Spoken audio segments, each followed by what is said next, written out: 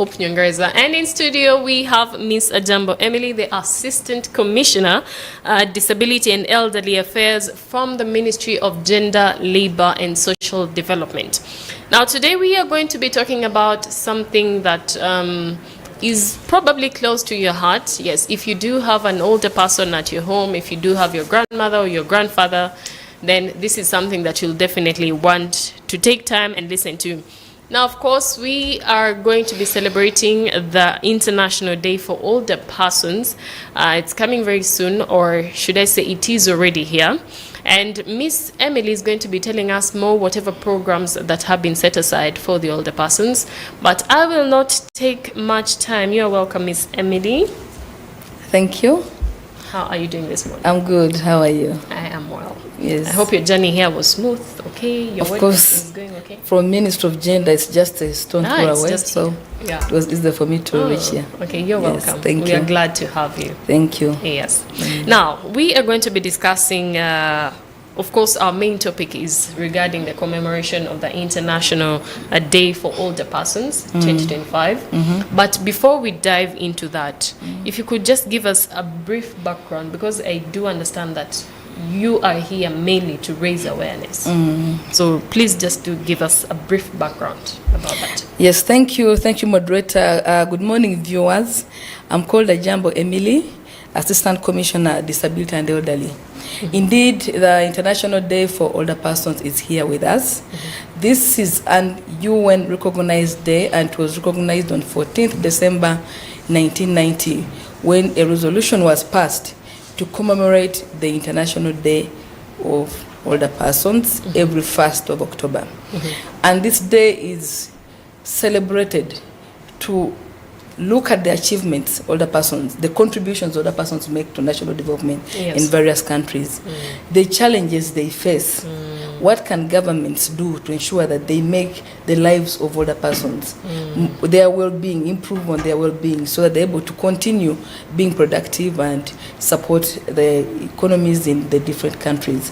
But also this day government uses it to take stock on what we have done for older persons. Yes.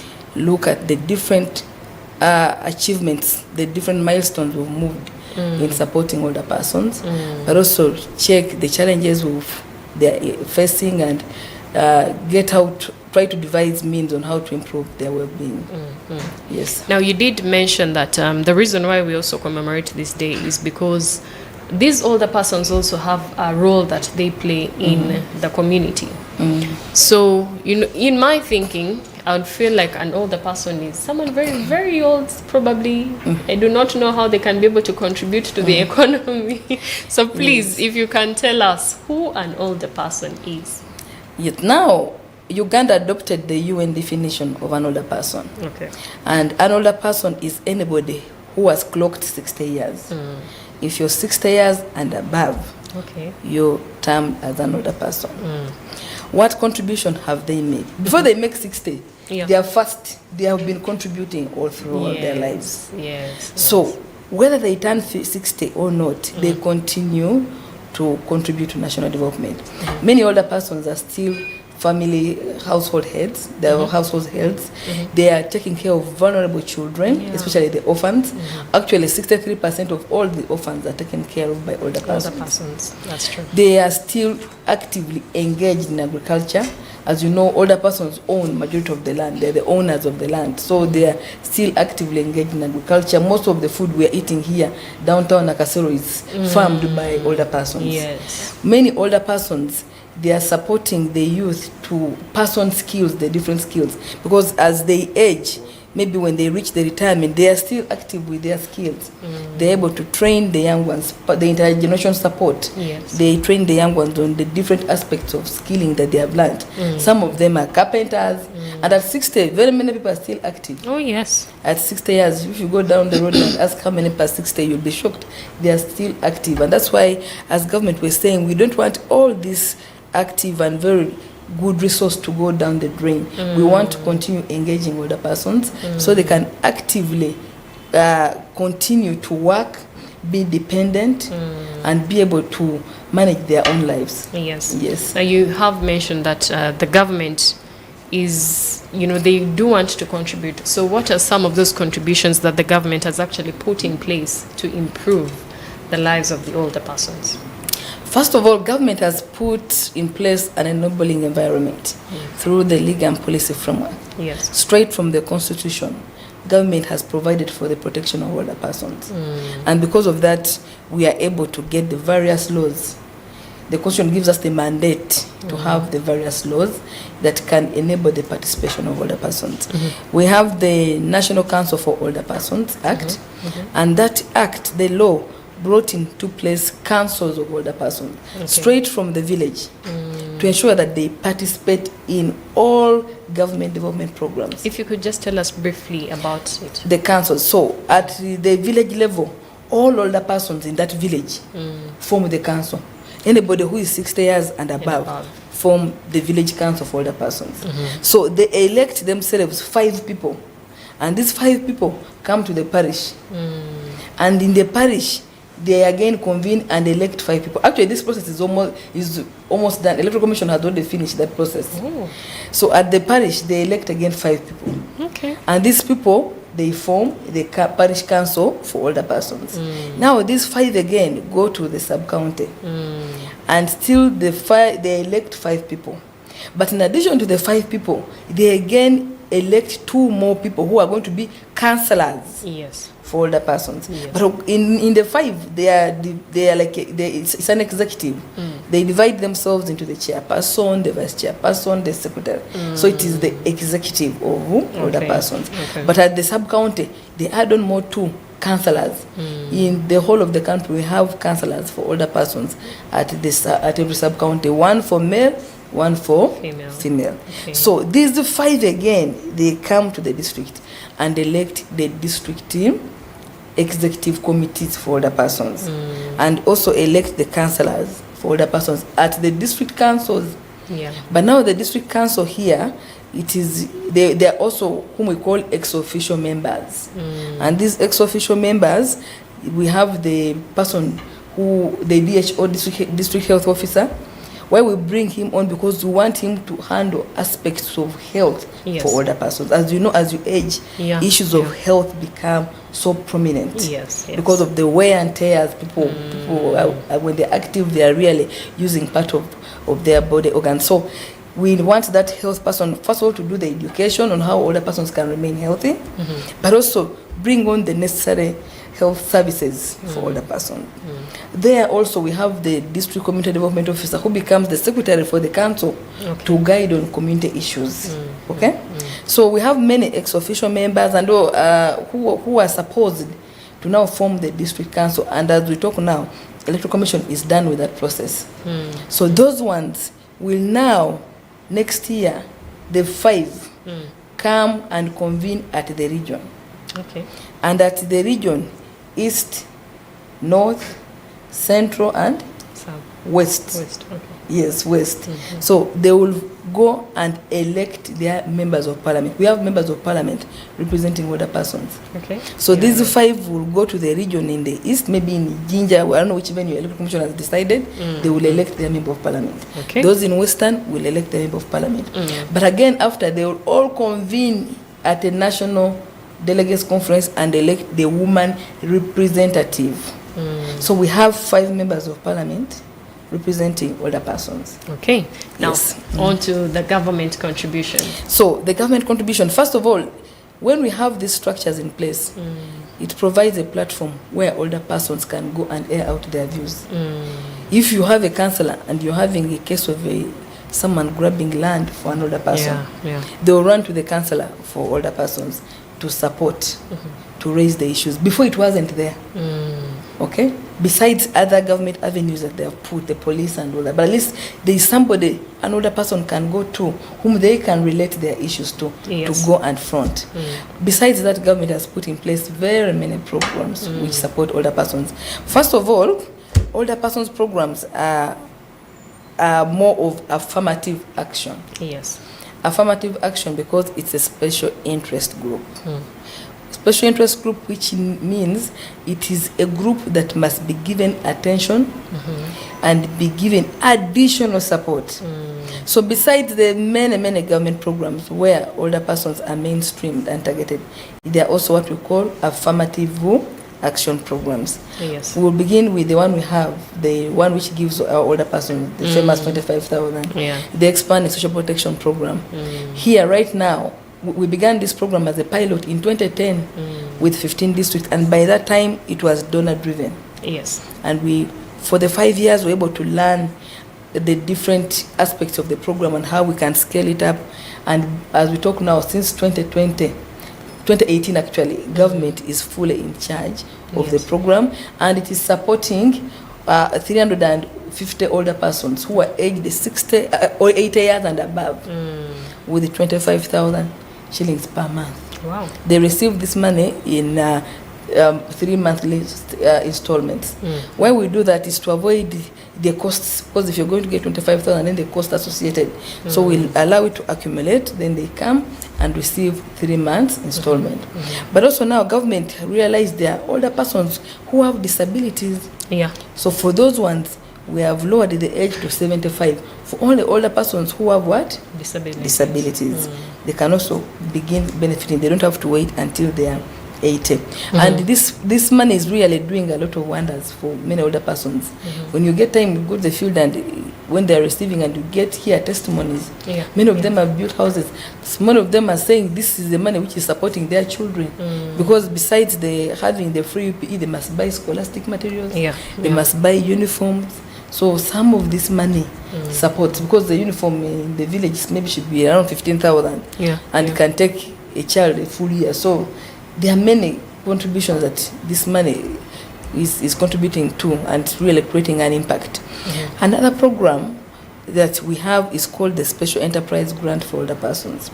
So because SAGE, the 25,000 starts at 80 years, yet I've told you the older persons begin from 60 and above.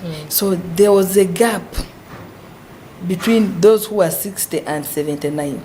And these ones are still very active.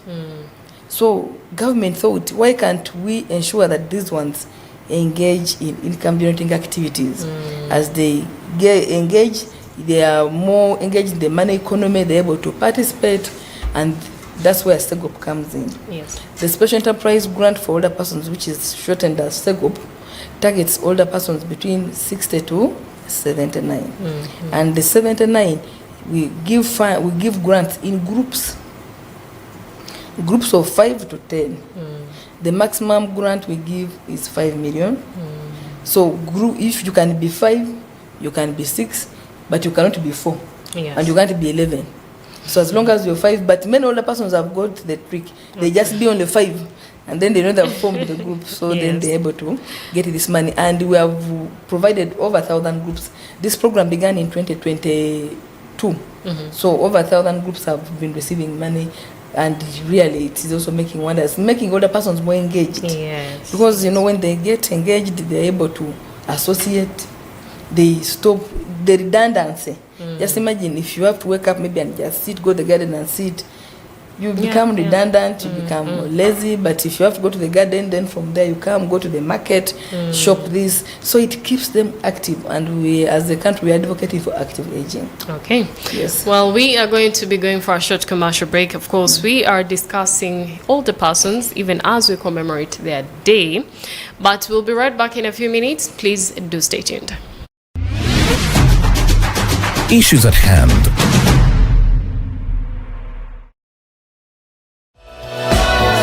This is Church of Uganda Family TV. Enriching lives. Regulated by the Uganda Communications Commission.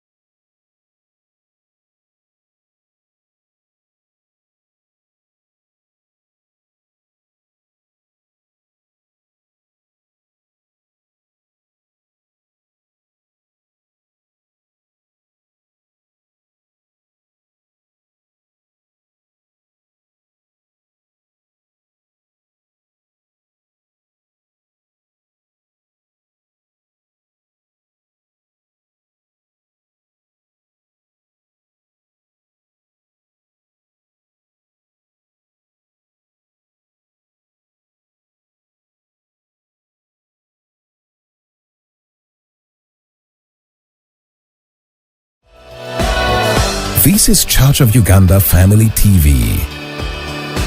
Enriching lives. Regulated by the Uganda Communications Commission. Issues at hand.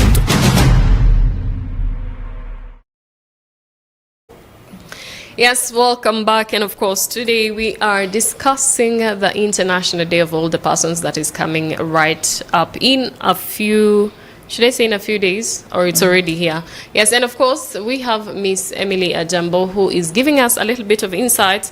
And we were discussing on some of the government programs that are contributing to the older persons' lives. And of course, we have discovered some of the grants and, cash that is also being given to them that is helping them in one way or another. So we have a few more to discuss before moving any further. Yes, as we're discussing the programs, I told you we have those which are affirmative.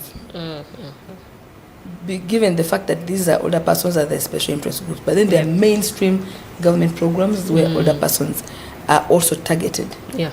And to ensure that they are targeted, they are given special quotas as beneficiaries. Yes. For instance, the parish development model.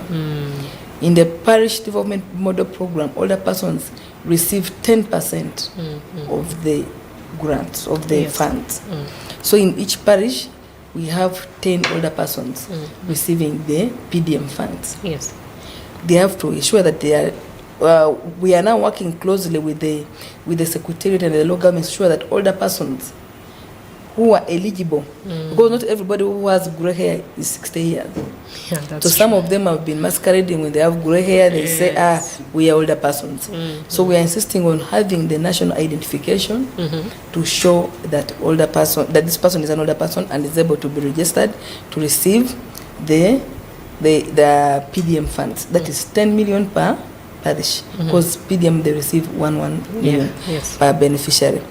But also we have older persons who are refugees in this country, because Uganda is one of the countries that has many refugees.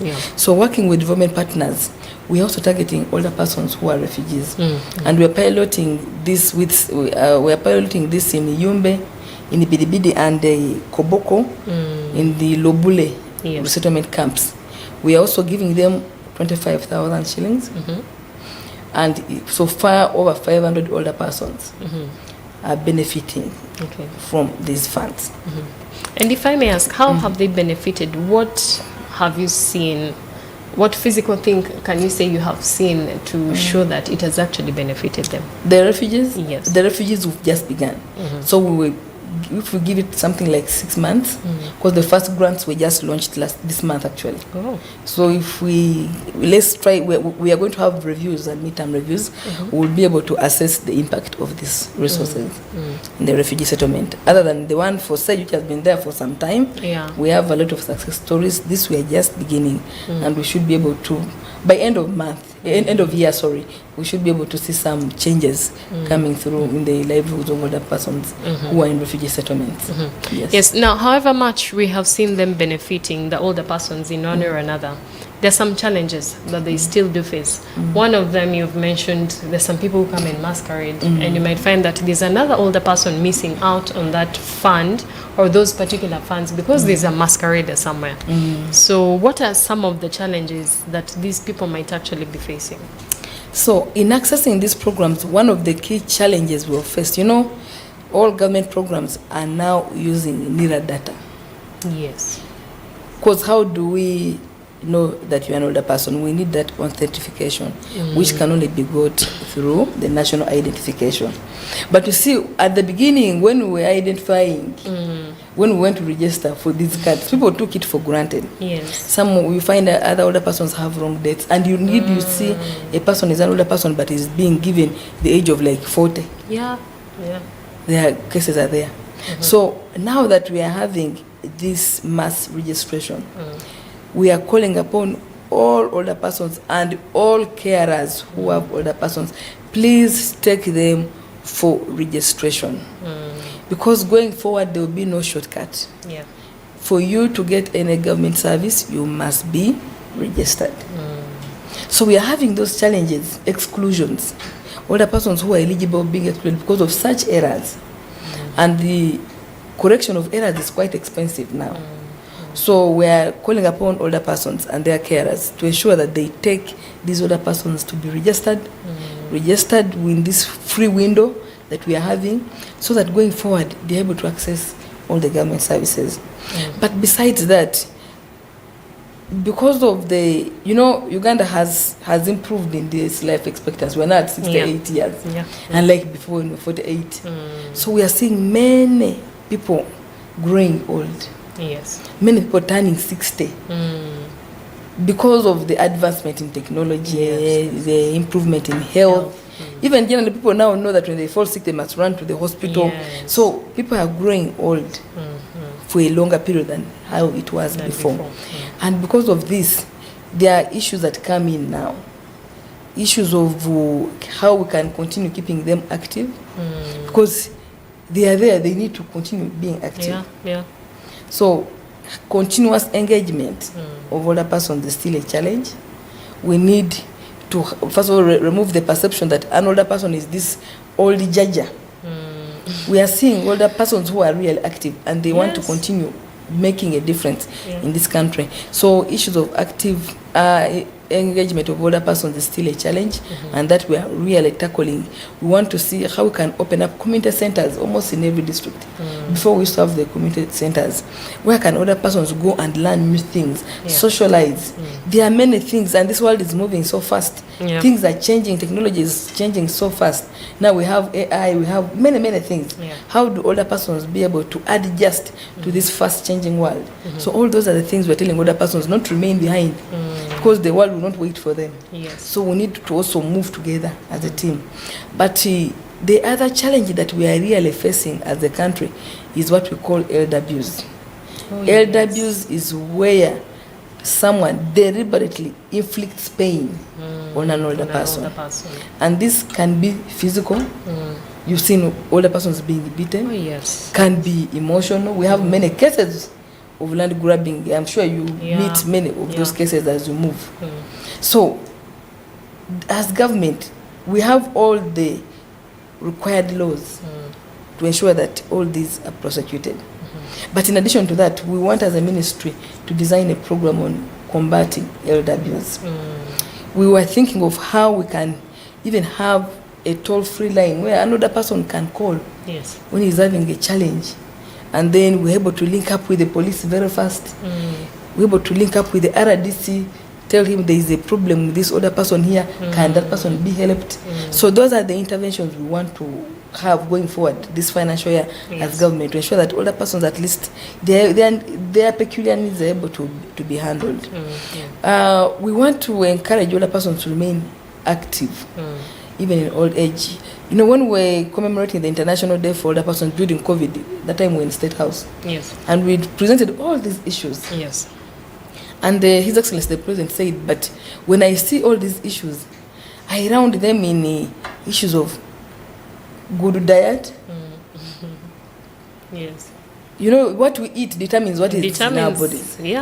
Even determines how long you even stay. Issues of exercise. Then he talked about association. Your mental health. When you're just isolated, you don't even know what is happening outside. It's key. Association and companionship, having someone to talk to. So he tasked us to go and develop guidelines on healthy aging. So the ministry, with Ministry of Health and World Food Program, went ahead and developed guidelines guiding older persons. You must continue exercising. When we say exercise, not going to the gym and carry heavy things, but exercise that should keep your body active.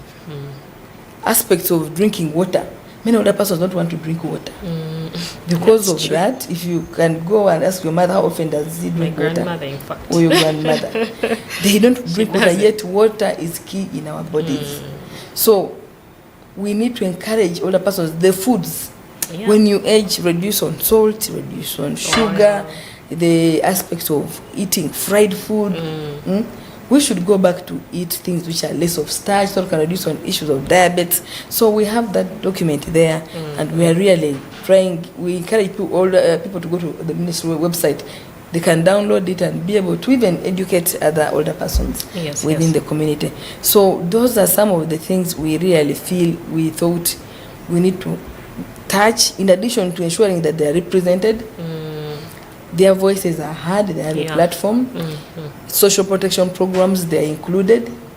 Even all these wealth creation programs, we want to ensure that they are included, so that they're able to move along with other members of the population. Because right now, we are 5% of the entire population. Yes. We constitute 5%. When we are no longer the small group, we are over 2 million shillings. Sorry, 2 million people. So it's quite a population that we can really still work on. And those who are 60 to 79 are very many. And those who are entering, very many. Aspects of health. When we talk about health, well, just of recent, we had, I think now we have around 5 geriatricians, those who are specialized in handling diseases of older persons. Yes. But Ministry of Health is now working on how they can do on-job training to ensure that the health workers are able to understand the specific ailments of older persons. Now, and in addition to recruitment. But now we go to aspects like of HIV. You know, many older persons get scared to talk about HIV. Yet many people are crossing to 60 years because of the ART treatment. People are living long. People are living with HIV for over 30 years. So even if somebody got it at 40, they will turn 60 when they have what? HIV. But are you now having programs to target them? That one goes to all of us, and even both government and other private sectors. How do we ensure that we put in specific programs?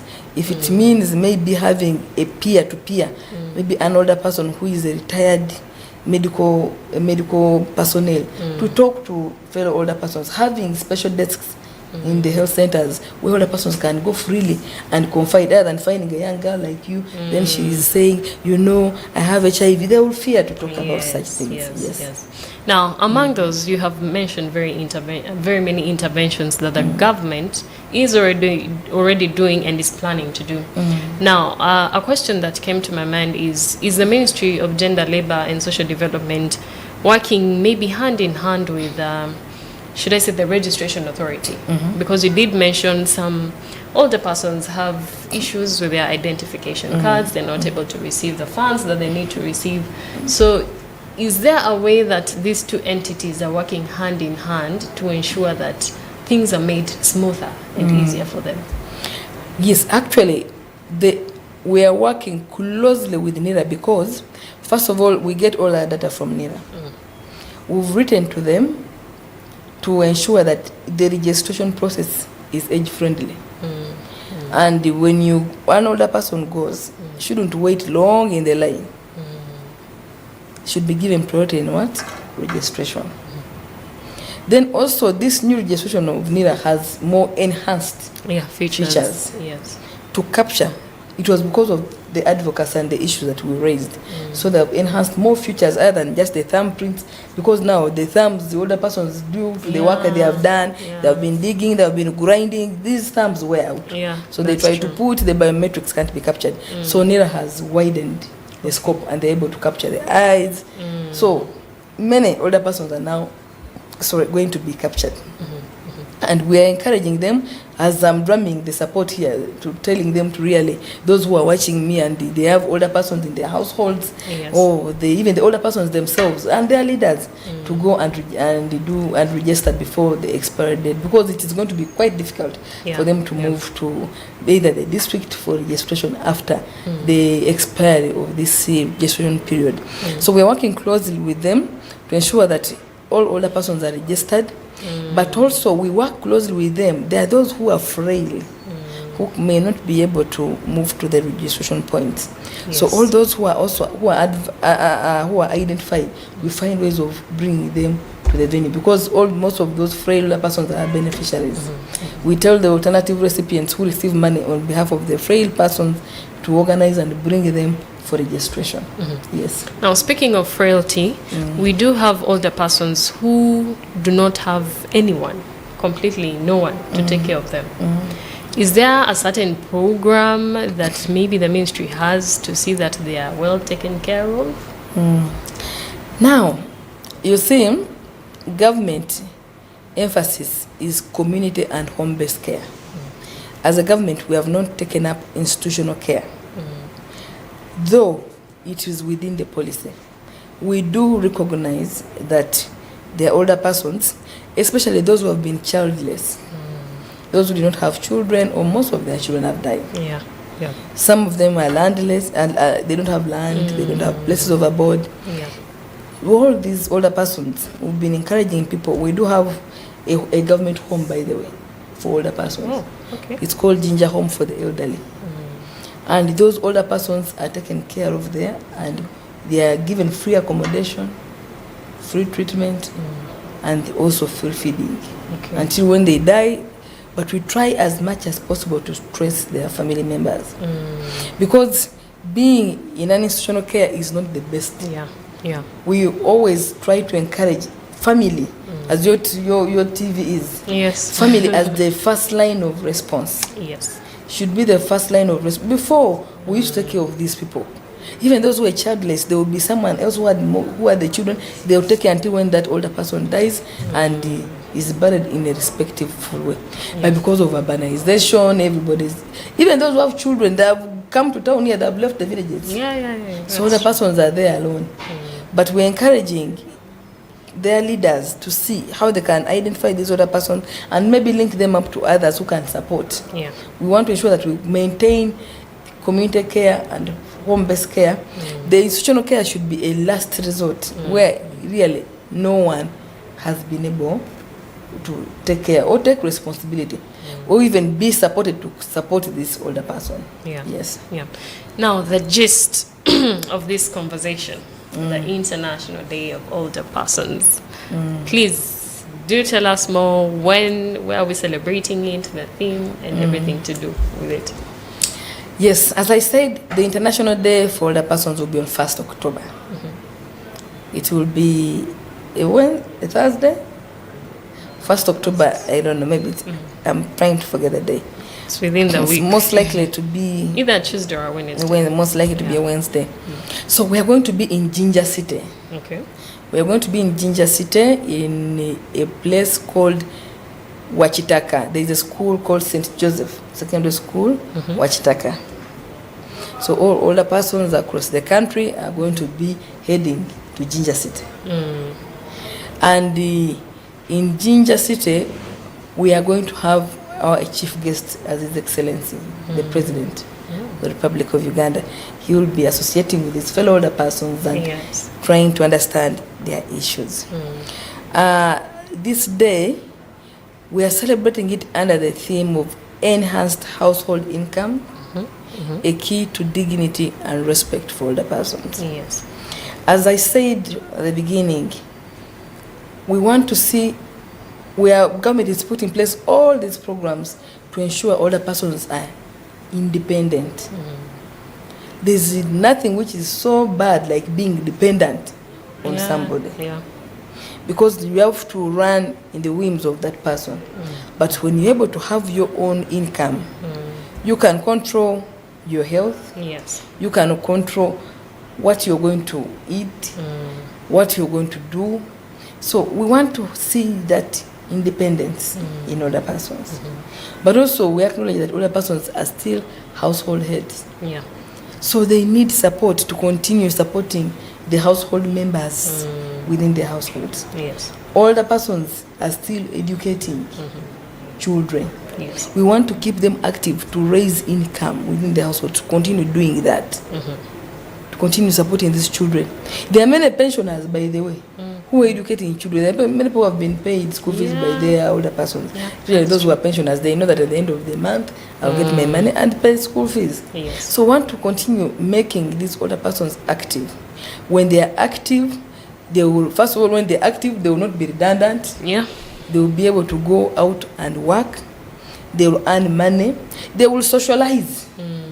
They will be able to meet, socialize during market days, socialize when they are purchasing products, many things. They maybe even when they are engaged in a particular enterprise, there may be somebody who may bring a training. They're able to come to the Gombolola and also participate in the training. So that activeness of the brain reduces diseases that come because of old age. Yeah. So our theme is to ensure that older persons continue to have money within their households. Yes. So all these government programs, the PDMs, the SAGE, the SEGOP, and all these other wealth creation programs continue to see older persons as active participants of the money economy of this country. Yes. Yes. Okay. Then I'd like you to say something to the older persons. Give them some advice or whatever you think fits them best. Yes. As I went out, I have advice for the different categories. Oh yes, please do.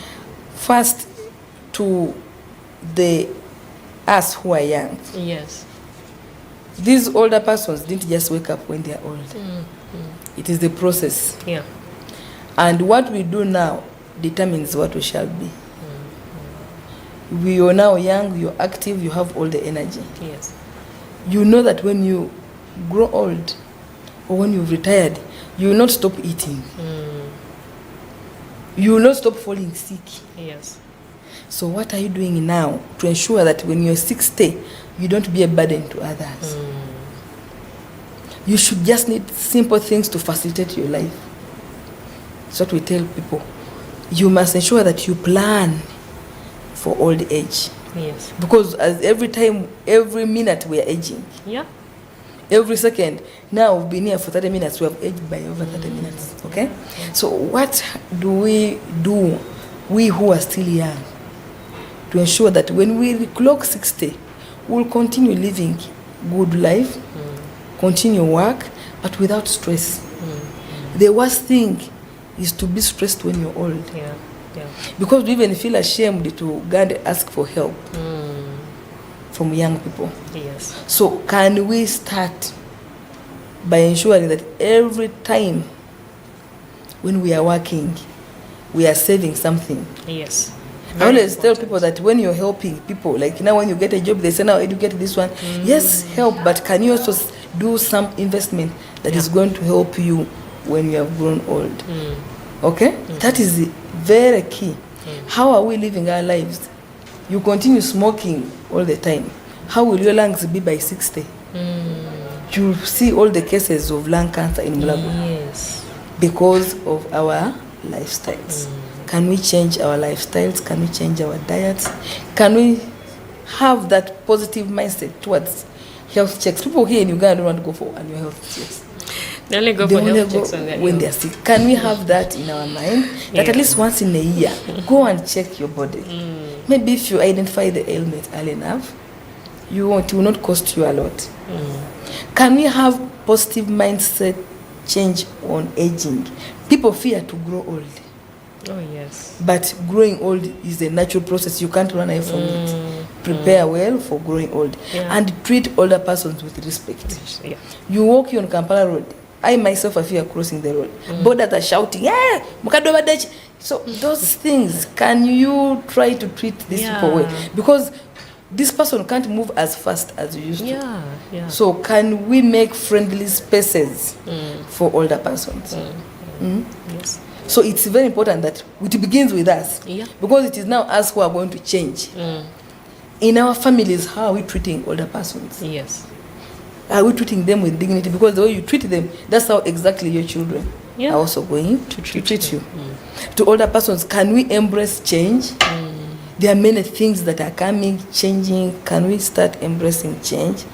Can we be positive about things and work to pass on knowledge? There are things you may have work that you cannot do as an older person because of your energy levels lower down. Bring on young people, teach them, such that even if you've left, your legacy lives on. Yes.